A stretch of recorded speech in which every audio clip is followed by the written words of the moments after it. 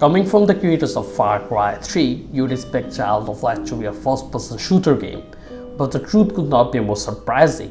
Child of Light is actually a role-playing platformer, and the fact that it was coming from a AAA developer like Ubisoft made it much more special. So without any further delay, let's find out what the game is all about.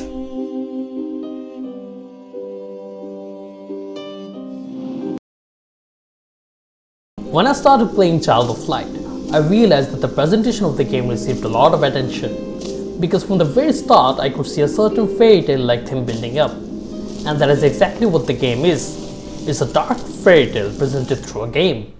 The dialogues are surprisingly entertaining as they rhyme together almost every time, and the artistic approach to the visuals added to the mix makes it even better.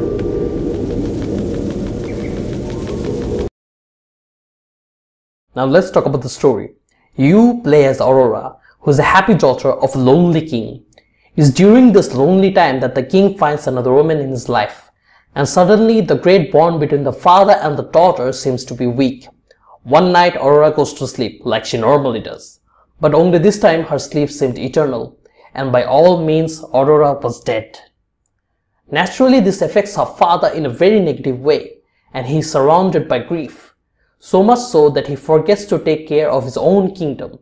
But little did he know that she was not dead. In fact, she was in a magical land called Numeria, a magical land influenced by darkness. There in Numeria, Aurora wakes up and finds herself scared and alone. Later, as she explores the dark land, she is told that only she can bring the light back to the once great kingdom of Numeria, and in order to aid her, she'll have a trusty sidekick, a firefly called Ignicus. So with a sidekick on board, Aurora starts her journey in Numeria in the hopes to find a way back home, and in the progress she meets multiple characters that are all really unique, something they haven't seen in many platforming games before.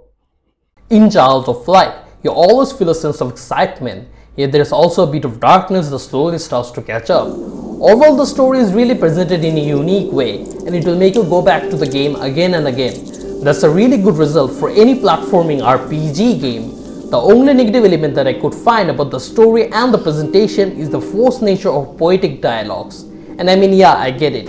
It's meant to be a poetic fairy tale, but at times it does feel a little weird. But other than that, I really gotta give a big thumbs up to the Child of Light in terms of both presentation and the story. Let's start with gameplay.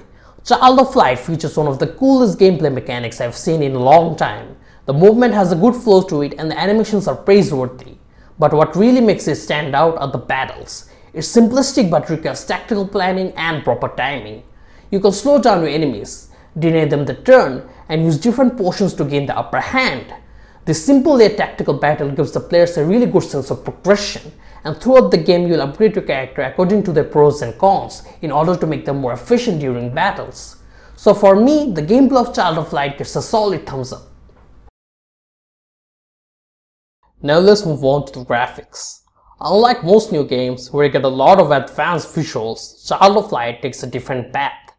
It takes a more artistic approach to the design. The background feels like a static art and there's a fairy tale-like vibe all over the place. Also, this artistic approach really makes each stage and situation stand out, and in the game the same can be said for the audio.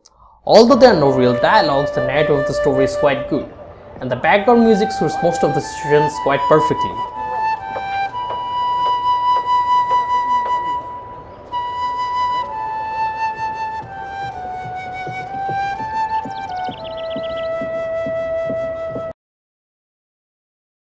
Narrating Child of Light is really difficult for me. It's surprisingly good for a platforming RPG game and has a really cool artistic approach in both visuals and audio. It's basically a virtual fairy tale in the form of a game, and it deserves real praise for taking such a different approach in a time where FPS and MOBA games are the more dominant force. That being said, the game is not perfect. It's a little bit too easy and the storyline is a bit predictable. But despite those flaws, Child of Light is a gem in the world of gaming, and in our opinion, it's a must play.